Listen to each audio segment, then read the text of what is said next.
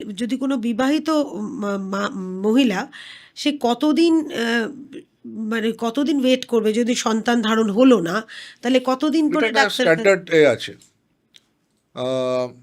সবার ধারণা যে আমি 3 মাস ধরে বিয়ে হয়ে গেল, সে বিভিন্ন রকম টেস্ট করে চলে এলো। যদি না অ্যাপারেন্ট কোনো অসুবিধা থাকে, নর্মালি হেলদি কাপল, 100 জন কাপল যদি প্রেগনেন্সি ট্রাই করে, 1 মাসের শেষে মাত্র 10% প্রেগনেন্ট হয়। 100 জন হেলদি কাপল মাসের 1 তারিখ থেকে প্রেগনেন্সি ট্রাই করলো, মাসের শেষে গিয়ে 10 জনের কনসিভ করে। আচ্ছা, এবার এরকম করতে 10% করতে 1 possibility। বছর যদি ওয়েট করা যায় সেই 100 জনকে নিয়ে, তাহলে দেখা যাবে 70% কনসিভ করে গেছে। যদি 2 বছর ওয়েট করা যায়, তাহলে দেখা যাবে 80% কনসিভ করে গেছে। যে 20% 2 বছর পরেও কনসিভ করলো না, তাদের মধ্যেই কোনো গণ্ডগোল আছে, তখন সেটাকে বের করতে হবে কার গণ্ডগোল। এটা আমি বললাম তাদের ক্ষেত্রে যাদের অবভিয়াস কোনো প্রবলেম নেই, কোনো পিরিয়ডের গণ্ডগোল নেই, কোনো সেক্সুয়াল রিলেশনের গণ্ডগোল নেই, অন্য কোনো গণ্ডগোল নেই, অ্যাবসলিউটলি হেলদি, তাদের ক্ষেত্রে এটা সত্যি। কিন্তু এতদিনকেও করলে আর পেশেন্ট সব চলে যাবে অন্য লোকের কাছে। তো আমরা কিছুদিন বুঝিয়ে বাজিয়ে 6 মাস অন্তত কাটানো হয়, তারপরে ইনভেস্টিগেট করতে শুরু করতে হয়, না হলে তো পেশেন্টটা কনভিন্স হবে না। মা হওয়ার ইচ্ছে সবারই থাকে, কিন্তু অনেক সময় মা হতে গেলে অনেক প্রতিবন্ধকতা সৃষ্টি হয় অনেকেরই। আমি শুভ্রদাকে যখন পেয়েছি, তখন এই বিষয়ে একটু প্রশ্ন করে নিই যে কখন যদি প্ল্যানিং করা হয়, ফ্যামিলি প্ল্যানিং, তাহলে একটা দম্পতি কখন আপনার কাছে আসবে? Pre pregnancy counselling is a must. তো pre marriage counselling is all even better. আজকাল অনেকেই করে, বিয়ের আগে অন্তত thalassaemia test, blood group test, basic serology, hepatitis B, hepatitis C, HIV, এগুলো অনেকেই করা দরকার। 1 নম্বর দরকার হচ্ছে থ্যালাসেমিয়া করা। ছেলে বা মেয়ে, মানে পুরুষ বা মহিলা, যারই যদি থ্যালাসেমিয়া মাইনর থাকে, থ্যালাসেমিয়া বিটা থ্যালাসেমিয়া মাইনরটাই বেশি ডেঞ্জারাস, অত ডেঞ্জারাস নয়। একজনের যদি থাকে, তাহলে সে যাকে ভালোবাসে বা যাকে বিয়ে করতে চাইছে, তার যদি থ্যালাসেমিয়া মাইনর হয়, তাহলে কিন্তু প্রবলেম আছে। আচ্ছা, মানে একজন মাইনর আর একজন মাইনরকে যদি বিয়ে করে, তাহলে তার বাচ্চা যখন হবে, তাদের মেজর হয়ে যাওয়ার, থ্যালাসেমিয়া মেজর হয়ে যাওয়ার চান্স বেশি, এবং থ্যালাসেমিয়া মেজরের যে খুব একটা ট্রিটমেন্ট আছে তা নয়।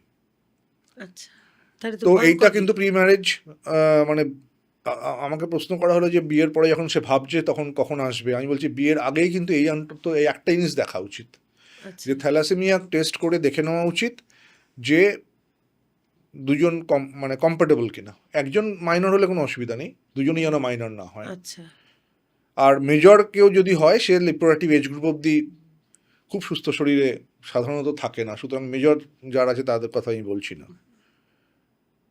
আর যারা করতে পারেনি, তাদের অবশ্যই বিয়ের পরেও এই জিনিসটা করে নেওয়া উচিত, থ্যালাসেমিয়া চেক করে দেখে নেওয়া তবে উচিত, ইস্যুটা নেওয়া উচিত। অবশ্যই।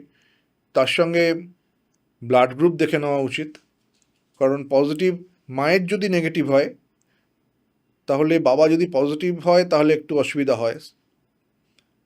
বাবা যদি নেগেটিভ হয় কোনো অসুবিধা নেই, বাবা পজিটিভ হলে অসুবিধা হয় একটু। আর অবশ্যই হেপাটাইটিস বি যদি থাকে, সি যদি থাকে, বা এই ধরনের কোনো যদি ক্রনিক ডিজিজ থাকে, তাহলে তার চিকিৎসা করে নেওয়া উচিত। তো প্রি ম্যারেজ কাউন্সেলিং দরকার। আচ্ছা, আর প্রি প্রেগনেন্সি কাউন্সেলিংয়ের সময়ে এইগুলো তো আছেই, যার প্রি ম্যারেজ কাউন্সেলিং হয়নি সে তার তো তো এগুলো এগুলো করবে। করতেই হবে। তার সঙ্গে বেসিক ফিটনেস মহিলার দেখে নেওয়া উচিত, যেমন থাইরয়েড টেস্ট করে দেখে নেওয়া উচিত, থাইরয়েড ঠিক আছে কিনা। ব্লাড সুগার যদি ফ্যামিলিতে হিস্ট্রি থাকে স্ট্রং, তাহলে তো অবশ্যই করা উচিত, না হলেও রুটিন একটা অন্তত সুগার করা উচিত। তার লিভার ফাংশন ঠিক আছে কিনা তার দেখা উচিত, ভিটামিন D3 লেভেল ঠিক আছে কিনা দেখা উচিত, তার ছোটোবেলায় কী ভ্যাকসিন নেওয়া হয়েছে, তো এখন যদি রেকর্ড থাকে ভালো, তা নাহলে রুবেলার ভ্যাকসিন দিয়ে দেওয়া উচিত, বা রুবেলা টেস্ট করে দেখে নেওয়া উচিত। কারণ প্রেগনেন্সিতে রুবেলা মানে জার্মান মিজলস, মিজলস মানে হাম, একটা হামের মতো, হ্যাঁ, সেটা বাচ্চাকে খুব ক্ষতি করে যদি প্রেগনেন্সিতে হয়ে যায়। হবেই কোনো গ্যারেন্টি নেই, কিন্তু যদি স্কোপ পাওয়া যায়, প্রি প্রেগনেন্সি কাউন্সেলিং করা যায়, তাহলে রুবেলা টেস্ট করে রুবেলা ভ্যাকসিন দিয়ে দেওয়া উচিত। আচ্ছা, তো এগুলো প্রি প্রেগনেন্সি।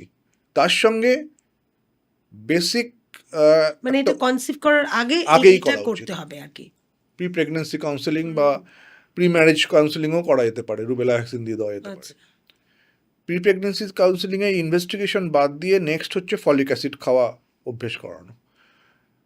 ফলিক অ্যাসিড হচ্ছে একটা ভিটামিন, ফলভাইট নামে সবচেয়ে কমন, আর অনেক কিছু নামে পাওয়া যায়। ফলিক অ্যাসিড একটা করে প্রেগনেন্সি প্ল্যান করার আগে থেকেই খাওয়া উচিত, কারণ ফলিক অ্যাসিড ডেফিসিয়েন্সিতে বাচ্চার বেশ কিছু কনজেনিটাল অ্যানোমালি হতে পারে, এবং ফলিক অ্যাসিড যদি কারো সব ঠিক থাকে তাহলে তার অনেকগুলো, যেমন বিশেষ করে ক্রেনিয়াল অ্যাবনর্মালিটি, অনেকের কি বলে শিরদাঁড়াতে, আমাদের বডিটা আসলে দুটো হাফে তৈরি হয়, তো শিরদাঁড়াটা যে জোড়া লাগছে অনেক সময় ফাঁক থেকে যায়, তো ওই রকম ধরনের কিছু ক্রেনিয়াল অ্যাবনর্মালিটিগুলো প্রিভেন্ট করতে পারে folic acid. So pre pregnancy কাউন্সিলিংয়ে ফলিক অ্যাসিড আগে থেকে দেওয়া উচিত, মানে কেউ হঠাৎ প্রেগনেন্ট হয়ে আসার থেকে আগে এলে আমরা এই প্রোটেকশনগুলো নিতে পারি। আচ্ছা।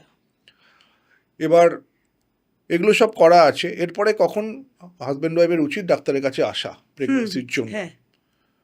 তো যখন সে প্রি প্রেগনেন্সি কাউন্সিলিংয়ের জন্য আসবে তখন তাকে নিশ্চয়ই বুঝিয়ে বলে দেওয়া হবে যে তোমরা করো,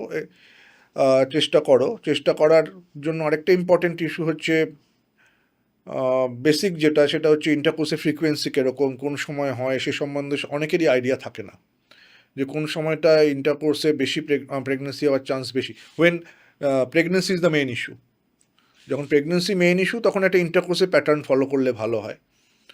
তো সেগুলো ডাক্তাররা বলে দেয়, এগুলো সবই কিন্তু প্রি প্রেগনেন্সি কাউন্সিলিংয়ে বললাম।